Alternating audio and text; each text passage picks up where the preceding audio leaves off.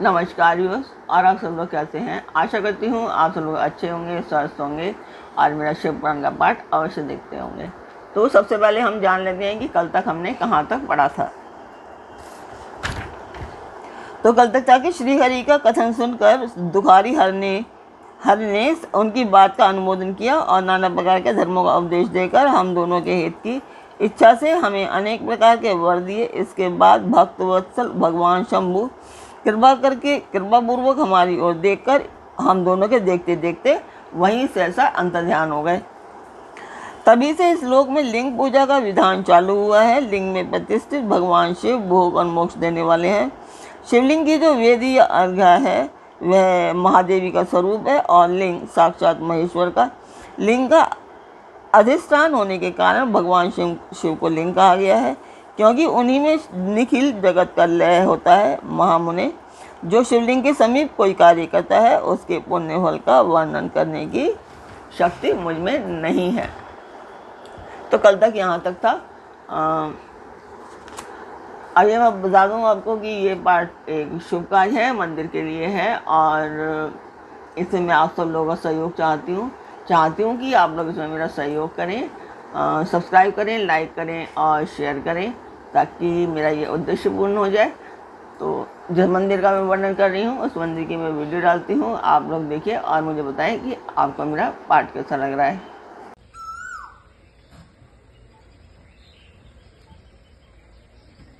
तो मंदिर की वीडियो आपने देखी, आपको मेरा पाठ कैसा लगा कमेंट बॉक्स में मुझे अवश्य बताएं। तो अब हम आते हैं आज के पाठ पर।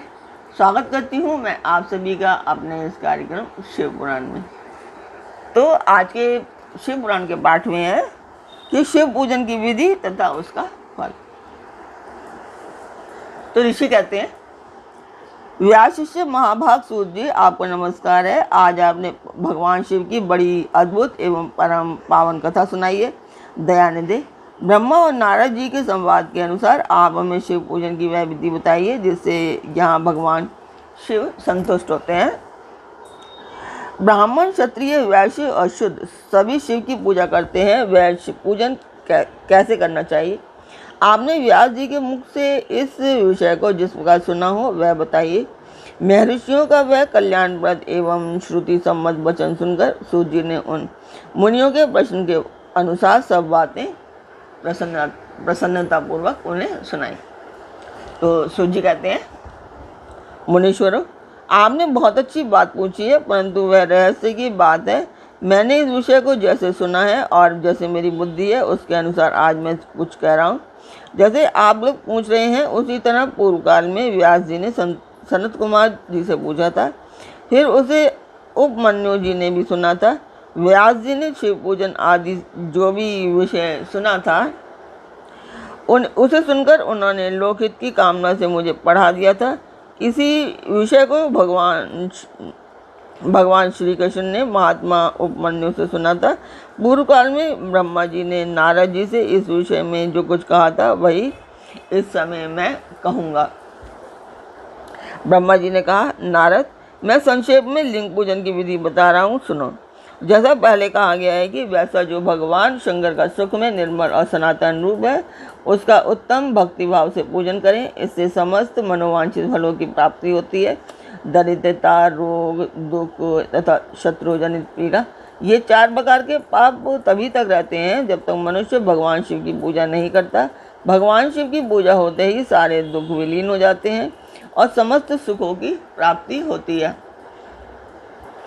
तत्पश्चात समय आने पर उपासक की मुक्ति भी होती है। जो मानव शरीर का आश्रय लेकर मुख्यतः संतान सुख की कामना करता है उसे चाहिए कि वह संपूर्ण कार्यों और मनोरथों के साधक महादेव जी की पूजा करे। ब्राह्मण, क्षत्रिय, वैश्य और शूद्र भी संपूर्ण कामनाओं और तथा प्रयोजनों की सिद्धि के लिए क्रम से विधि के अनुसार भगवान शंकर की पूजा करें। प्रातः काल ब्रह्म मुहूर्त में उठकर गुरु तथा शिव का स्मरण करके तीर्थों का चिंतन एवं भगवान विष्णु का ध्यान करें। फिर मेरा देवताओं का और मुनि आदि का भी स्मरण चिंतन करके स्तोत्र पाठ पूर्वक शंकर जी का विधि पूर्वक नाम लें। उसके बाद शैया से उठकर निवास स्थान से दक्षिण दिशा में जाकर मल त्याग करें। मुझे एकांत में मलोत्सर्ग करना चाहिए। उसे शुद्ध होने के लिए जो विधि मैंने सुन रखी है उसी को आज कहता हूँ। मन को एकाग्र करके सुनो। ब्राह्मण गुदा की शुद्धि के लिए उसमें 5 बार शुद्ध मिट्टी का लेप करें और धोएं। क्षत्रिय 4 बार, वैश्य 3 बार, शूद्र 2 बार विधि पूर्वक गुदा की शुद्धि के लिए उसमें मिट्टी लगाएं। लिंग में भी 1 बार प्रयत्न पूर्वक मिट्टी लगानी चाहिए। तत्पश्चात बाएं हाथ में 4 बार और दोनों हाथों में 7 बार मिट्टी लगा करके धोएं। तात प्रत्येक पैर में 3-3 बार मिट्टी लगाएं, फिर दोनों हाथों में भी मिट्टी लगाकर धोएं। स्त्रियों को शूद्र की ही भांति अच्छी तरह मिट्टी लगानी चाहिए। हाथ पैर धोकर पूर्ववत शुद्ध मिट्टी लें और उसे लगाकर दांत साफ करें। फिर अपने वर्ण के अनुसार मनुष्य दतवन करे। ब्राह्मण को 12 अंगुल की दतवन करनी चाहिए, क्षत्रिय 11 अंगुल, वैश्य 10 अंगुल और शूद्र 9 अंगुल की दतवन करे। यह दातुन का मान बताया गया है। मनुस्मृति के अनुसार काल दोष का विचार करते ही दातुन करे या त्याग दे। तात षष्ठी प्रतिपदा अमावस्या नवमी व्रत का दिन सूर्यास्त के समय रविवार तथा श्राद्ध दिवस ये दंत श्रवण के लिए वर्जित है। इसमें दातुन नहीं करनी चाहिए। दातुन के पश्चात तीर्थ आदि में जाकर विधि पूर्वक स्नान करना चाहिए। विशेष देश काल आने पर मंत्रोच्चारण पूर्वक स्नान करना उचित है। स्नान के पश्चात पहले आचमन करके वह धुला हुआ वस्त्र धारण करें। फिर सुंदर एकांत स्थल में बैठकर संध्या विधि का अनुष्ठान करें। यथा योग्य संधि विधि का पालन करके पूजा का कार्य प्रारंभ करें। मन को सुस्थिर करके पूजा गृह में प्रवेश करें। वहाँ भोजन सामग्री लेकर सुंदर आसन पर बैठें।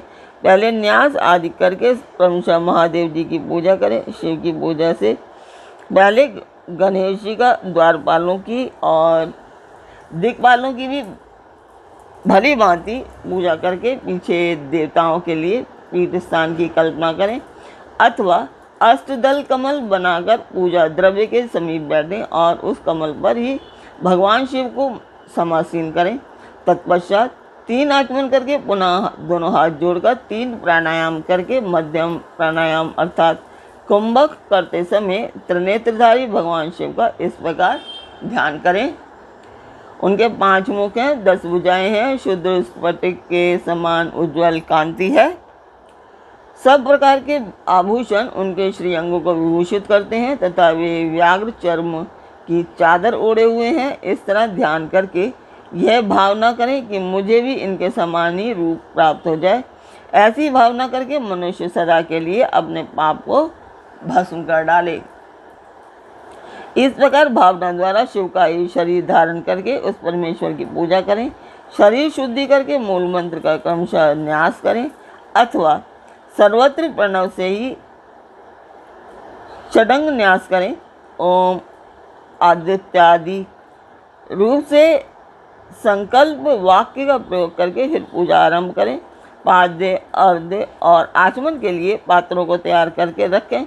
बुद्धिमान पुरुष विधि पूर्वक भिन्न भिन्न प्रकार के 9 कलश स्थापित करें। उन्हें कुशाओं से ढककर रखें और कुशाओं से ही जल लेकर उनके सबका प्रोक्षण करें। तत्पश्चात उन सभी पात्रों में शीतल जल डालें। फिर बुद्धिमान पुरुष देखभाल कर प्रणव मंत्र के द्वारा उनमें निम्नांकित द्रव्यों को डालें। खस और चंदन को पात्र में डाल रखें। चमेली के फूल, शीतल चीनी, कपूर, बड़की, जड़ तथा तमाल इन सबको यथोचित रूप से कूट पीस कर चूर्ण बना लें और आचमनीय के पात्र में डालें। इलायची और चंदन को तो सभी पात्रों में डालना चाहिए। तो आज का पाठ मैं यहीं पर पूर्ण करती हूँ। कल फिर मिलेंगे एक नए पाठ में, एक नई उमंग, एक नई तरंग के साथ। तब तक के लिए आज्ञा दीजिए। ओम नमः शिवाय। आशा करती हूँ आपको मेरा पाठ अवश्य अच्छा लगा होगा। अच्छा लगा तो सब्सक्राइब कीजिए, लाइक कीजिए और शेयर करना ना भूलें।